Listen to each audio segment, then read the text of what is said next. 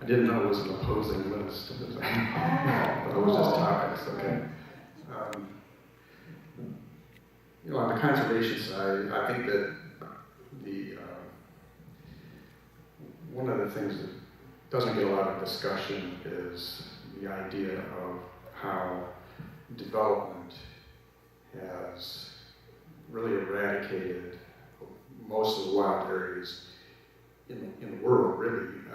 But certainly Geauga County is losing farmland at an alarming rate, and natural areas at an alarming rate. If you look at the map of Geauga County, the only undeveloped land in Geauga County is owned by the Greater Cleveland Metro Parks. Everything else has been developed, okay? And the western third of Geauga County looks exactly like that today. And in 20 years, the entire county could be like that. And I think that people need to think about what kind of community they want to live in. Do they want to live in a rural environment, which we've enjoyed for hundreds of years now? Or do you want to be just another exurb of Cleveland? Yeah, I actually spent most of my life living in Geauga County, so I know what you're talking about, I right? originally put my name on the recreation side and got. Excuse me, well, I think you could probably put your name on the list now. I just want to make sure the recreation list wasn't done yet. I made a mistake and put my name on the conservation list, but put it back on the recreation. Don Whitman is the name, so we put down the new list. Okay. So anyway, I came here from Geauga County because I wanted to live in an area where I had more land around me, more natural beauty around me, where I had parks nearby. You can't hear me? I wanted to live where there were parks nearby, where I could leave my house and go for a hike, which I can do, and I love it here.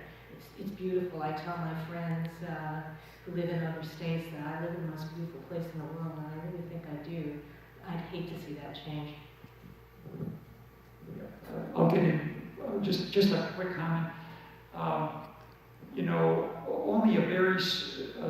Only about 3.5% of land in Geauga County is actually parkland, so it's a pretty small percentage.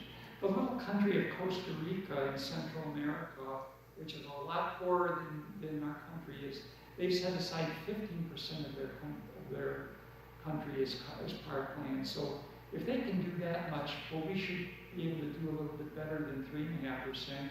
And now's the time before it disappears, because it is disappearing in one of the pasture-growing counties in Ohio.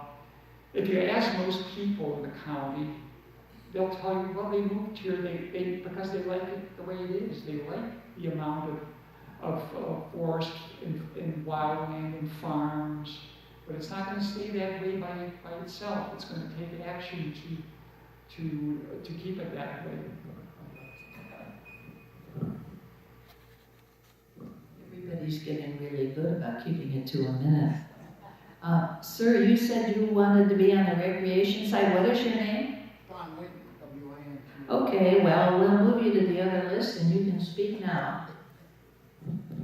My wife and I, my name is John Whitman. I am a park volunteer and have been since 2007, and a Geauga County resident for well over 50 years. I find it ludicrous that the judge and judgment of the park board has been pushing playgrounds, almost to the point where I think it's child endangerment, from the standpoint of where they normally had, what they really pinpointed where they want them, at Headwaters and Orchard Hills. Can you imagine a person between 3 and 4 years in prepubescent age riding a bicycle on Cage Road because they can't, that's the only transportation they have. Other than that, their parents must drive them to get them there and babysit them. It's a total waste of money, a total waste of park area. It won't be used, and the kids are in danger if they ride their bikes to there. I mean, it's absolutely ridiculous, and that's why I say it's judge and judgment is something that's lacking in the park board, and if just please cut that nonsense out and think about where we really want to spend the money. Yeah, I think, if we go back again, and I hate to keep hammering at the four criteria, but if we look at what's fiscally responsible, you could take the $100,000 that they would spend on a playground and hire a couple of naturalists for a year. And you could get dozens and dozens of kids who could be taken on nature hikes or all kinds of adventures in the parks by these naturalists. And I think that would be far more educational than a $100,000 playground. Yeah, Don, you hit it right on the head.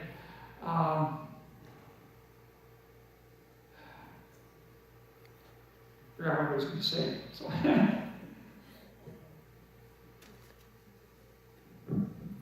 Okay, the rest of our audience that wants to speak are all on the conservation list, so I'll just go down and you each get a minute to say your piece. Catherine Hanratty, you're on the list. Hi, thank you very much. I was at the recent park board meeting, and I know that I heard that they've reopened the search for the executive director, which is a really good thing, and we're really happy that they're moving in that direction. They're looking at a national search. But I'd like to ask the panelists what they think that the qualities are that are needed in a new director.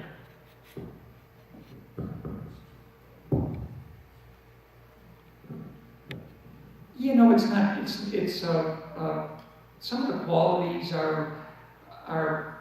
They should be looking for someone who has a history of involvement in the environment, someone who has a real interest in natural areas, someone who cares enough to have sent organizations like the Natural History Museum or the Nature Conservancy a few dollars over the years. That kind of indicates the type of person they should be looking for.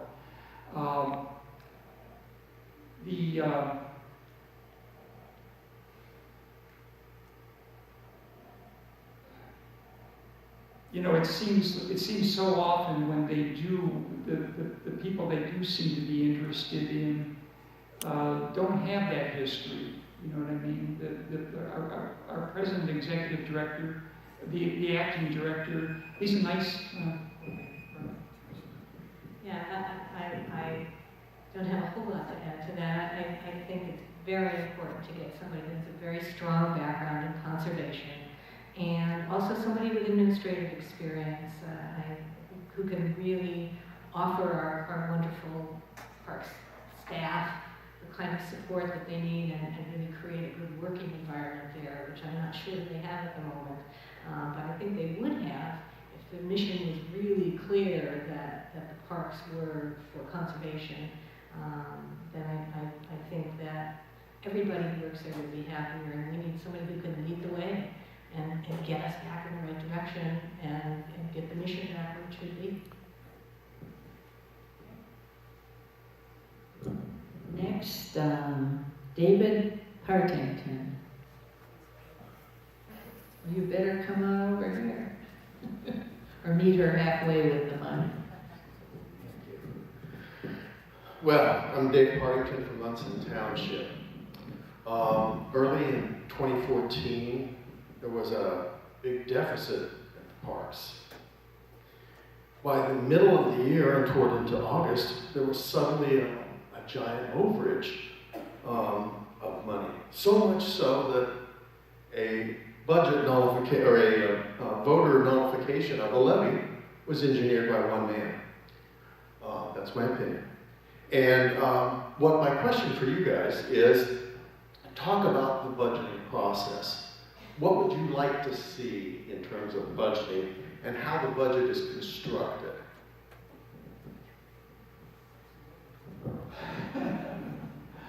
I wish I were an accountant, Dave. I could give you a good answer for that. But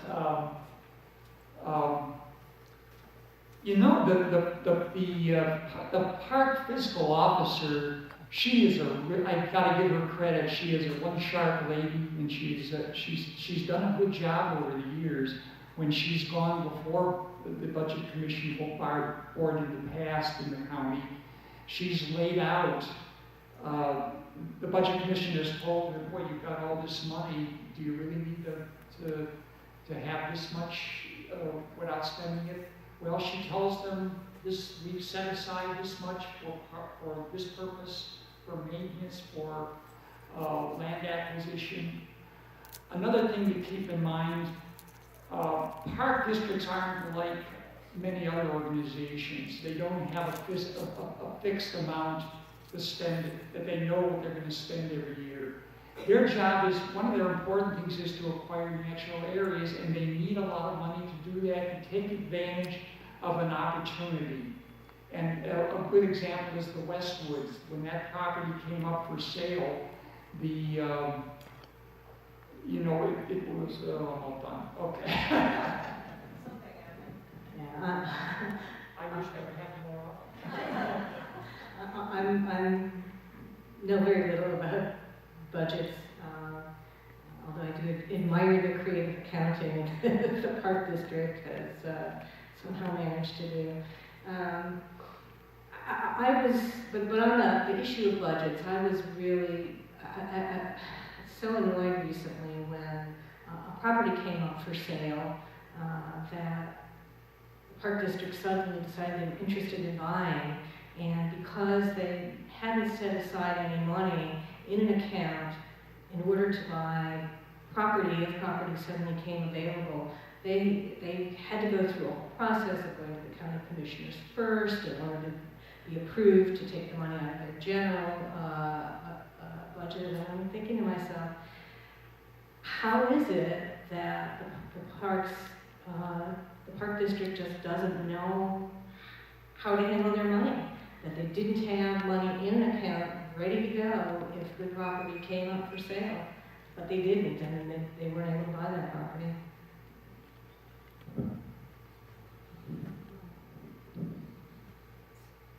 Tom Ludick. Here. Tom Ludick, Russell Township.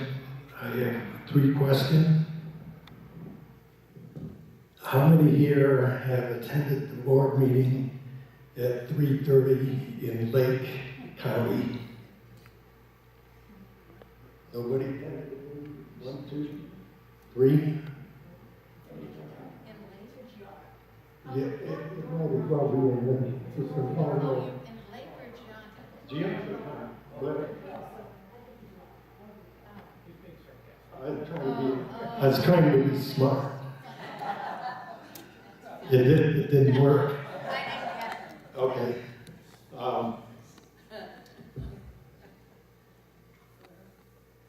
Next, a definition of recreational hunting or trapping.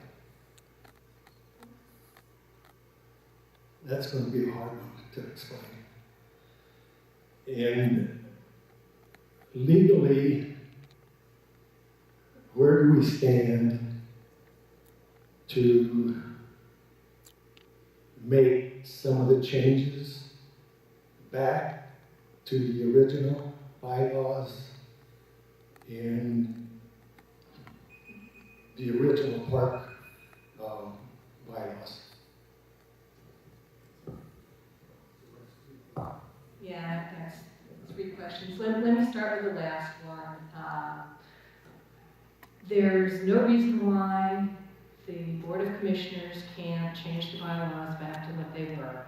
It's about a 2-month process. They would bring it up at a meeting and discuss it, and it would go into the minutes, and then they could actually vote on it at the following meeting, and it could be changed back right to what it was, and that's it. So legally it's possible, but right now we don't have a Board of Commissioners that wants to do it. So we keep the pressure on them. We let them know that that's what the public wants, and but there's legally no problem doing it. I attend the board meetings at 3:30 because I'm fortunate that I work for myself, but I know it's very hard for people. Definition of recreational hunting and trapping. Want to take that on, Jess? Sure. I wish I could give you a good definition of recreational trapping. I can't imagine somebody trapping animals for fun. You know what I mean? That's beyond my. Now, recreational hunting, there are some people who use hunting as an excuse, and they probably never shoot anything. They just enjoy being out in the woods, and they're maybe a little embarrassed to be out with binoculars and looking at birds, so they take a gun with them. You know what I mean? Hunting is something very simple. The trapping that has been going on in the parks, it's not really recreational. There are people doing it because they want to trap animals and they sell their fur. And some of that may be illegal because the park district bought a parcel up in the northeast called Pine Brook. In the agreement, it stated that there was to be no commercial activity on that park. That was the agreement between Ohio Wetlands Federation and the parks and the folks who own it. So we don't know what's going on there.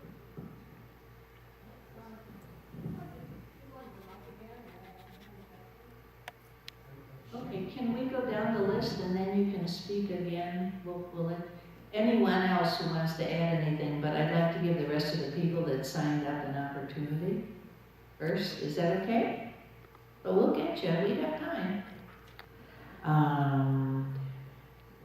Don Winton, you spoke, right? You spoke. Barbara Partington.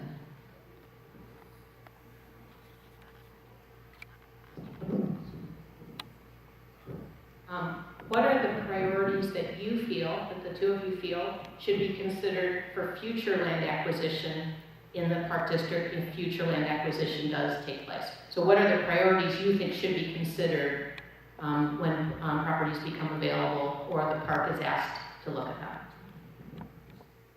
them? Thanks, Barbara. That's a good, excellent question. The priorities should be, first of all, the natural resource management and naturalists should evaluate the property and look at the biodiversity and size. Both are important. A large parcel of land has more value because it's more likely to retain species over time. The tinier land is, the less valuable it is for protecting biodiversity. So those are two. Another thing is we should look at, now that's a big problem because there aren't very many parcels big left anymore. So that's going to be more and more difficult. Secondarily, you should look to the areas of the county that don't have parks near them yet, and that should be a consideration. Another consideration could be, oh my God. I could give you my time, John. The one thing I want to add in relation to the size of parcels is that one consideration might be whether or not a smaller parcel connects up to a park that we already have so that we can use it to create an even larger parcel. That's what I thought of too. Next name, last one, Catherine Malmquist. Oh, I guess that's me. Oh, okay. Catherine Malmquist from South Russell. First, I would like to say thank you very much to Protect Geauga Park, the two representatives for being here tonight. And this is my personal opinion. I'm very, very sad that the Geauga Park District did not have the gumption to show up at this debate, which was a neutral party, the League of Women Voters, who has a history of being neutral. And my question would be, well, not my question, my statement would be, who is the one who really made a decision? Was it John Oros, Deputy Director, Acting Executive Director, who said no? Or was it the Park Board, which I don't think it was? Or was it someone higher up, like the probate judge, who made a decision that because they could not control this meeting, they will not show up for a neutral debate? Think about that. My question is, do you believe that the Geauga Park District has violated the sunshine laws, the state sunshine laws, in anything they've done in the last few years? Yes, because I've been after them for that. They've been very difficult to deal with. two aspects to the sunshine laws. There's public records, and then there's open meetings. In terms of open meetings, we're having a lot of back and forth with them, the proper way to conduct and to notify people of special meetings in particular. I thought we had it down with them, but the last special meeting, once again on the agenda, they had a very general agenda item, and special meetings need to only deal with specific things. So we've had issues with that. On the public records side, they've been very slow to answer some of our public records requests. They've seemingly tried very hard to give us as little information as possible. They've nitpicked sometimes about how the requests are made. So, John, anything to add?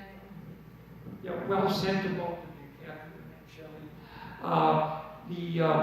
I could go down a list of sunshine law possible probable violations that I think of. For example, they had a meeting just before one of their commissioners' meetings where they decided they were going to talk about the destruction of park documents. Two park commissioners were there, and they had an excuse for that. They said they weren't expecting one, and he was just going to sit there and not participate. But that still seems illegal to us. When Judge Rendell presented himself at the park at the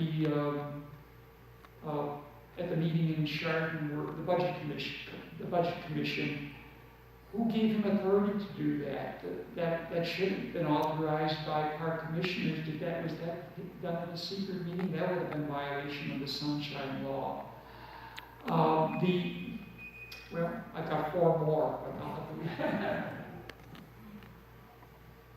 Okay, now, yes, I forget which one he was though, Mr. What is your name? Ludick, okay. You can speak again because we went down the list. I have two more questions.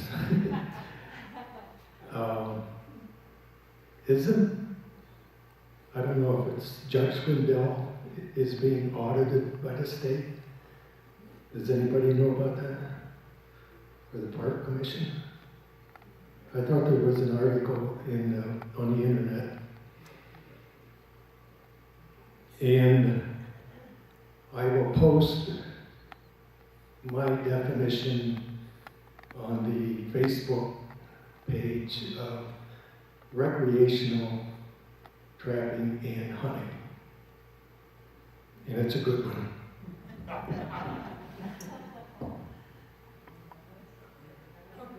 Sure, Mr. Luke. I've got an answer for your other question that you had previously about the time. Originally, the parks last year, they said they were going to have the time later in the afternoon where people could get to them easier, and they were going to have them at different parks, and they did. That happened. That didn't last very long.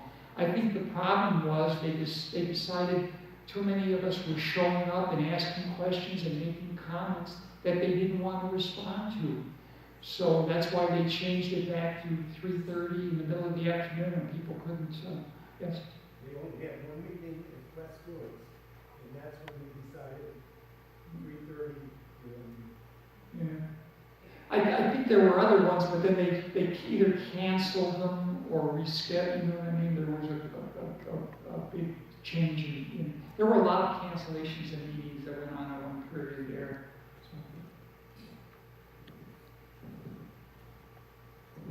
Is there anyone else that would? Yes, sir? I think we're going to change our format a little because we have more than a half hour. Isn't it 25 after 8?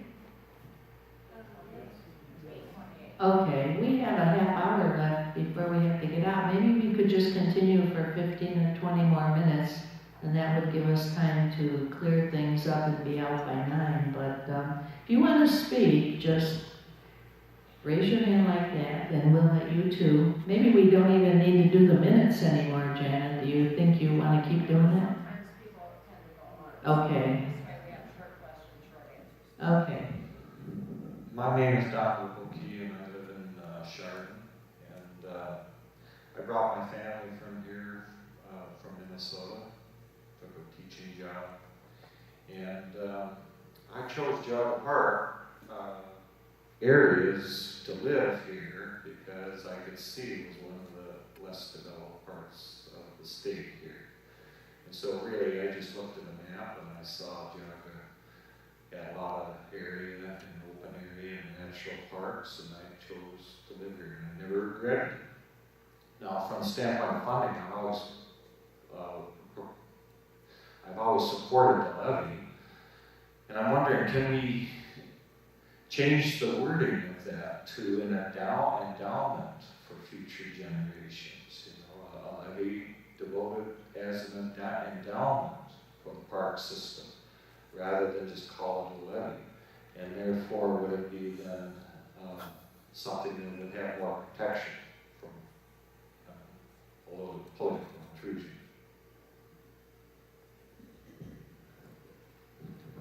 I'm not really up on this, but I actually think that the levy power is granted by state statute. I doubt that we can change the name.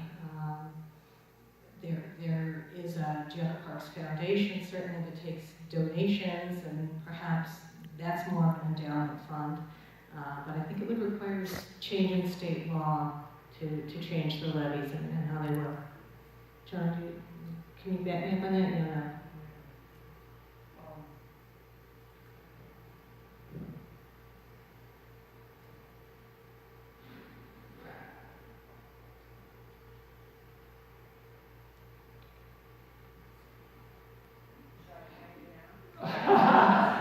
I'm thinking here.